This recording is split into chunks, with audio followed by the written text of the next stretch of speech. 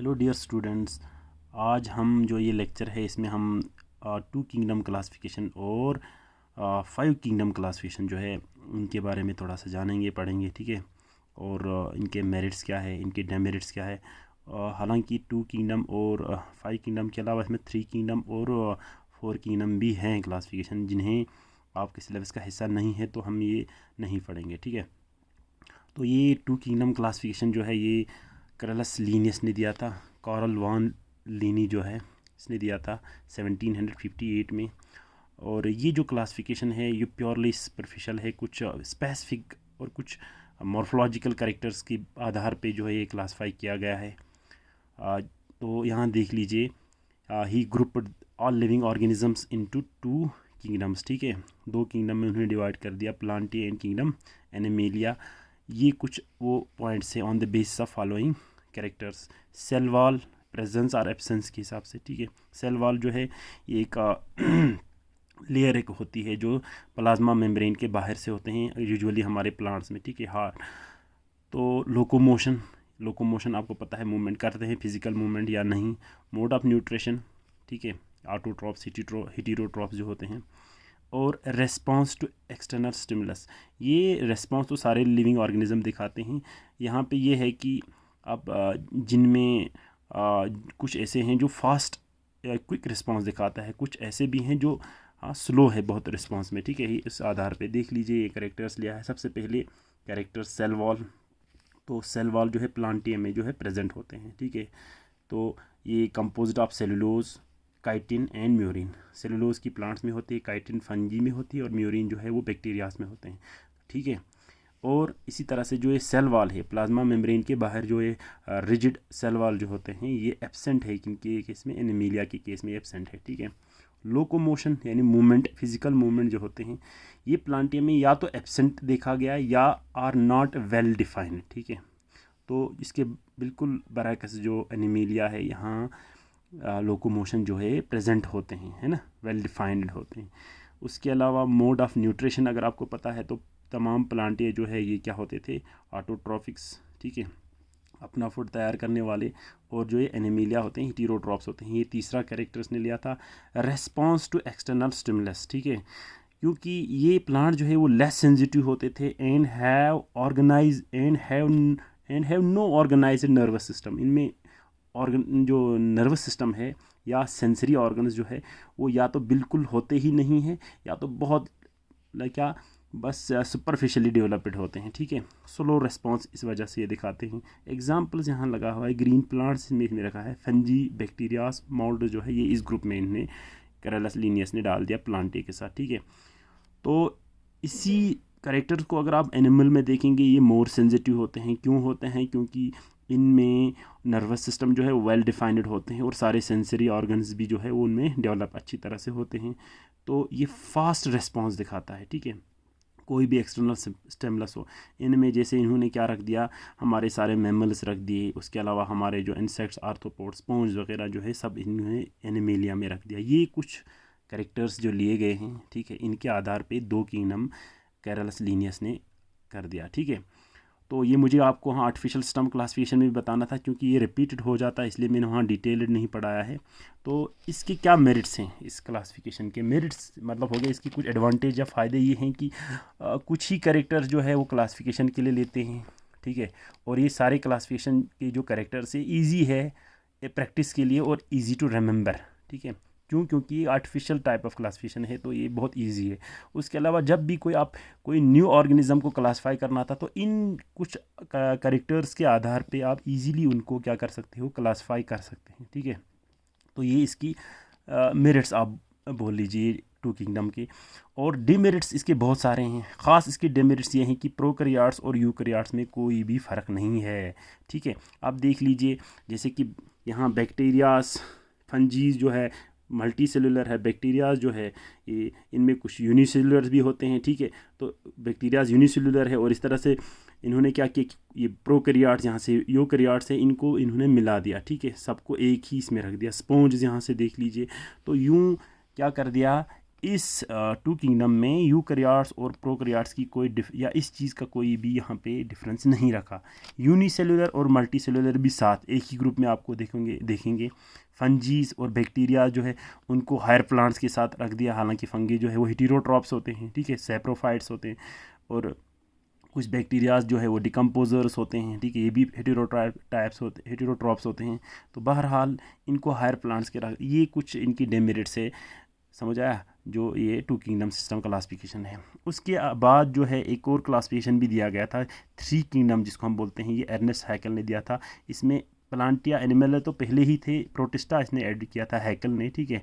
Three kingdom, इसके भी merits हैं जो आपके सिलेबस का हिस्सा नहीं है।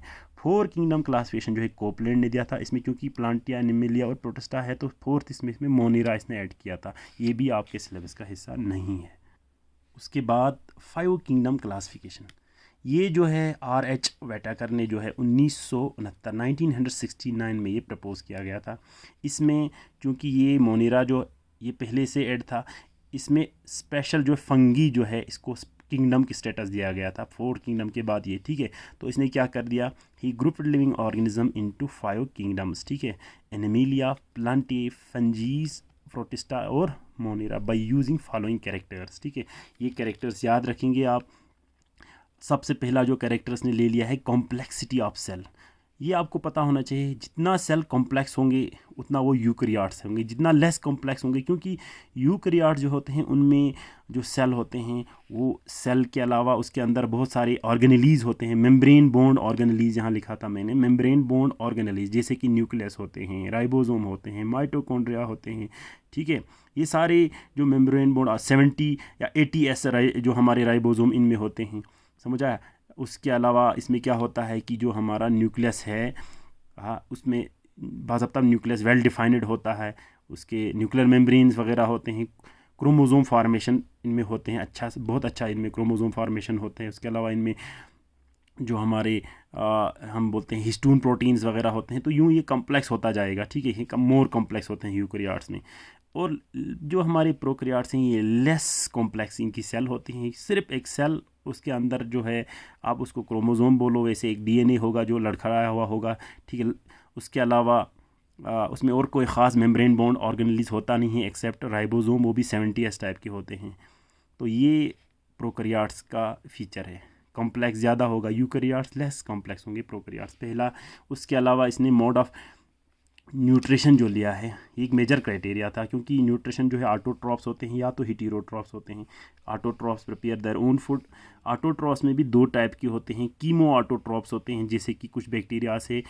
ऑटोट्रॉप में क्या करते हैं कि सूल जो एनर्जी है ना, यूजुअली जैसे कि कीमो ऑटोट्रॉप में जो केमिकल कुछ रिएक्शन होते हैं, उनकी रिएक्शन के दौरान जो एनर्जी रिलीज़ होते हैं, that energy is utilized to make carbohydrate या फूड बनाने के लिए, ठीक है।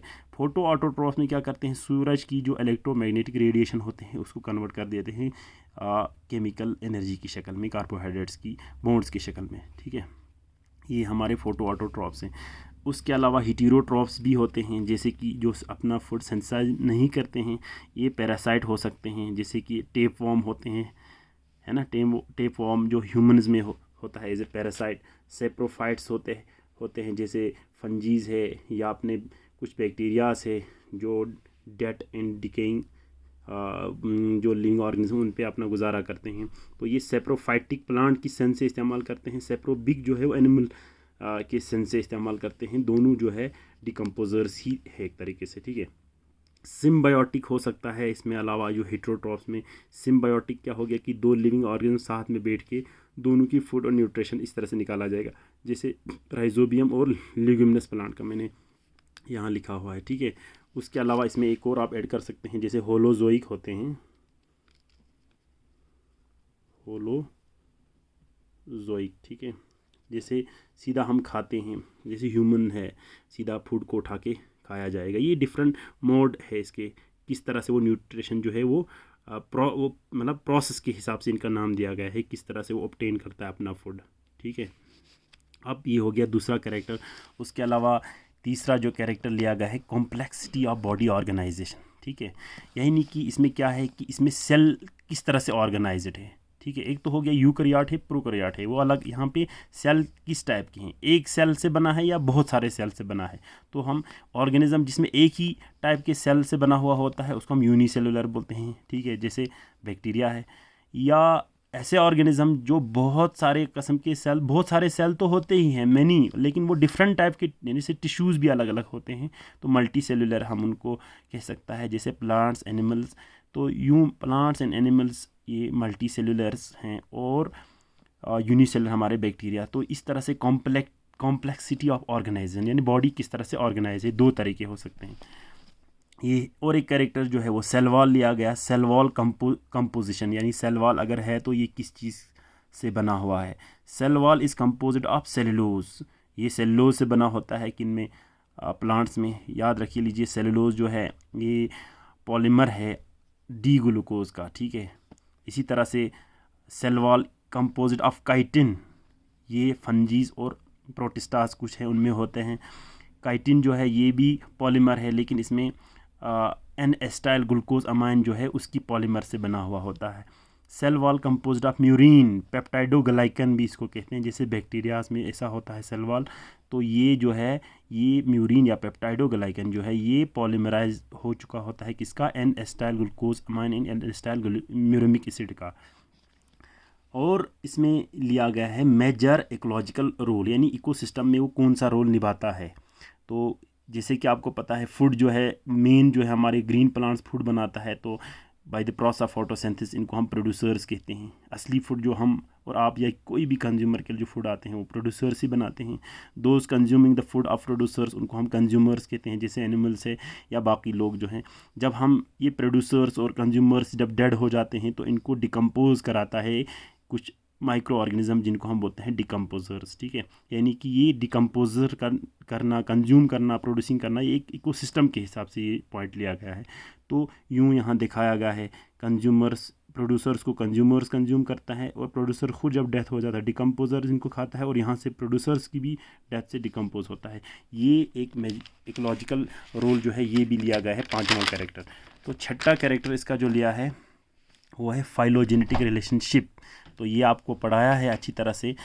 फाइलोजेनेटिक रिलेशनशिप किसको कहते हैं, यहाँ हम एक ऑर्गेनिज्म की इवोल्यूशनरी या एंसेस्टर कैरेक्टर्स को या उनकी इवोल्यूशनरी जो उनके एंसेस्टर्स हैं उनके बारे में हम पता करते हैं कहाँ से इवोल्यूशन इसकी हो चुकी है।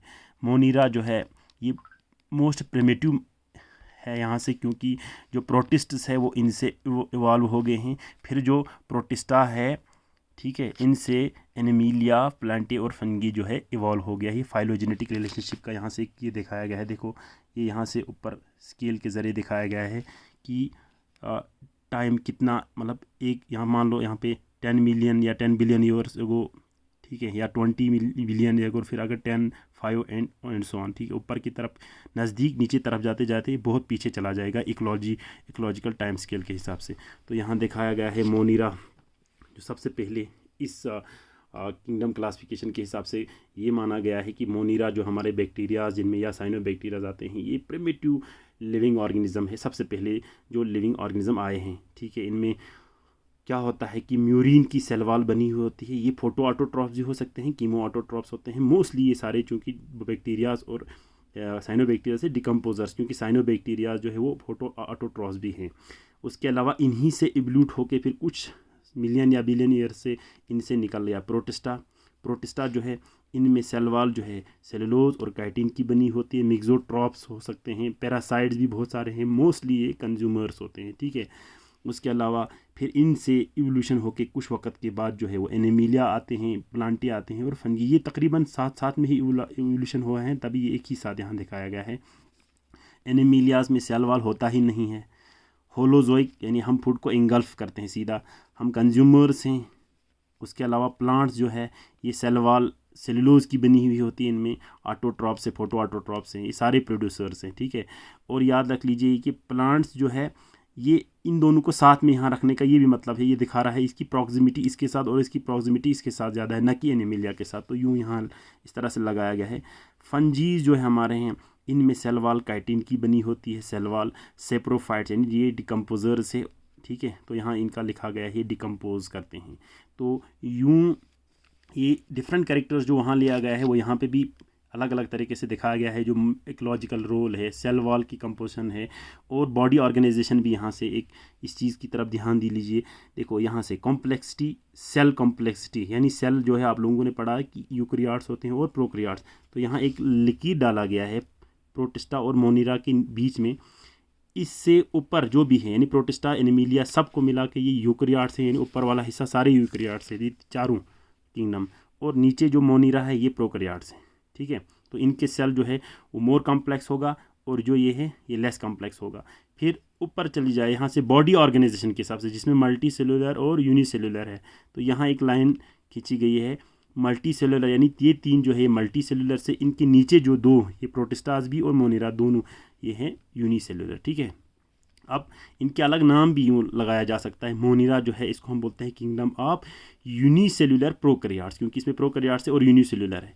उसके बाद किंगडम ऑफ यूनिसेलुलर यूकैरियोट्स हैं। ठीक है, उसके अलावा एनिमिलिया है, ये किंगडम ऑफ जो हमारे किसके हैं, किंगडम्स ऑफ हेटेरोट्रॉप जो है हमारे हेटेरोट्रॉप्स के हैं। इस तरह से किंगडम्स ऑफ जो हमारा ये फोटो ऑटोट्रॉप्स के हैं, और ये किंगडम ऑफ डिकम्पोजर्स जो हमारे हैं इनका है। ठीक है, इस क्लासिफिकेशन के भी कुछ मेरिट्स हैं, जैसे कि it is based on merits, तो यही है इसके एडवांटेज ऑफ, इसके इम्पॉर्टेंस ये है कि it is based on phylogenetic relationship. ठीक है, जो आप लोगों ने पढ़ा प्रोकैरियोट्स यूकैरियोट्स जो है यहाँ यानी इस 5 किंगडम में बिल्कुल अलग करके दिया है, सेपरेट है। Multicellular eukaryotes that is protista are separate from unicellular prokaryotes. ठीक है, तो ये भी प्रोटिस्टा ये मल्टी सेलुलर नहीं है, ये यूनिसेलुलर है। By the way unicellular eukaryotes जो ऐसे प्रोटिस्ट्स हैं उनको यूनिसेलुलर प्रोकैरियोट्स से जो है अलग किया गया है। ठीक है, यूनिसेलुलर। उसके अलावा ये यानी यहाँ पे देखा है यूनिसेलुलर, ये यूकैरियोट्स हैं, ये यूनिसेलुलर प्रोकैरियोट्स, इनको अलग अलग कर दिया है। उसके अलावा क्या किया गया है, status kingdom was given to fungi, क्योंकि आपको पता है 4 जो है इसमें ये दो तो पहले ही वाटिकर क्या बोलते हैं कैरोलस लीनियस ने दिया था। ठीक है, ये एनिमिलिया और प्लांटिए, फंजी जो है इसमें नहीं था। प्रोटिस्टा जो है बाद में हैकल ने ऐड कर दिया, मोनिरा जो है ये ऐड कर दिया कोपलैंड। तो 5th जो इसी स्टेटस दिया गया है ये एक्चुअली दिया है किसने, वाटेकर ने। तो ये 5th यानी फंगी को जो है किंगडम का स्टेटस देना, विच डिफर्स फ्राम प्रोटोजोन्स, यानी प्रोटिस्टा में प्रोटोजोन्स आते हैं, ये इनसे बहुत अलग है, इसलिए इसको अलग एक किंगडम की हैसियत दे दिया गया यहाँ। डिमेरिट्स भी इसके हैं, किंगडम मोनिरा एंड प्रोटिस्टा में बहुत सारे डिविएशन है, इन दोनों में बहुत सारे डिविएशंस हैं। क्या है वो डिविएशंस, इन दोनों में ये डिविएशन से both possesses photosynthetic and non photosynthetic organisms, यानी प्रोटिस्टा में भी और मोनिरा में भी, दोनों में कुछ ऐसे भी ऑर्गेनिज्म हैं जो फोटोसिंथेसिस करते हैं, कुछ नहीं भी करते हैं, यानी ऑटोट्रॉप्स और हेटेरोट्रॉप्स को मिक्स करके रखा गया है। इसके अलावा कुछ ऐसे भी लिविंग ऑर्गेनिज्म हैं मोनिरा और प्रोटिस्टा में जिनके सेल वॉल हैं और सेल वॉल नहीं है, यानी organisms having with and without cell wall जो है ये इनमें डिविएशंस है। उसके अलावा बॉडी ऑर्गेनाइजेशन जैसे स्लाइम मोल्ड्स है, ये बहुत अलग है किन से, प्रोटिस्ट है, लेकिन स्लाइम मोल्ड्स को उन्होंने उठा के रख दिया है किसमें, प्रोटिस्टा में, इनकी भी अलग है, बॉडी ऑर्गेनाइजेशन अलग होते हैं। और वायरसेस ये भी उतना इंपॉर्टेंट नहीं है, तो मान लीजिए लास्ट वाला, virus have no place in this classification, virus की कोई भी यहाँ जगह नहीं बन रहा है इस क्लासिफिकेशन में। ये यहाँ पे याद रख लीजिए, सेलुलोज जो है ये पॉलीमर होता है डी ग्लूकोज का, काइटिन जो है ये पॉलीमर है एन एस्टाइल ग्लूकोज अमाइन का, यानी एन एस्टाइल ग्लूकोज, ये भी डी ग्लूकोज ही होता है, लेकिन इनके एक पोजीशन पे ग्लूकोज अमाइन ऐड हुआ होता है, इसलिए ये ग्लूकोज नहीं रहता, फिर एन एस्टाइल ग्लूकोज अमाइन बन जाता है। ठीक है, और म्यूरिन जो है इसमें N acetyl glucosamine plus और एक एन एस्टाइल म्यूरिमिक एसिड, इसमें ग्लूकोज में एन एस्टाइल ग्लूकोज और एन एस्टाइल यानी म्यूरिमिक एसिड भी ग्लूकोज में ऐड हो जाता है इस डी ग्लूकोज पे, तो ये बन जाता है एन एस्टाइल म्यूरिमिक एसिड। यूँ मान लीजिए कि अब ये पॉलीमर है, पॉलीमर जहाँ बहुत सारे इनके सब यूनिट्स आपस में मिल जाते हैं, फिर एक बनेगा प्रोडक्ट। ठीक है, पॉलीमराइजेशन। तो ये कुछ डिफरेंस है जो आप लोगों को याद रखना है। होप कि आप लोगों को ये वीडियो बहुत अच्छी तरह समझ आया होगा। नेक्स्ट आपको कोई भी इस वीडियो में इश्यूज़ हैं तो आप कमेंट बॉक्स में हमें लिख दीजिए, या जो टीचमेंट है वहाँ आप मुझे डायरेक्टली क्वेश्चन पूछ सकते हैं। Thank you.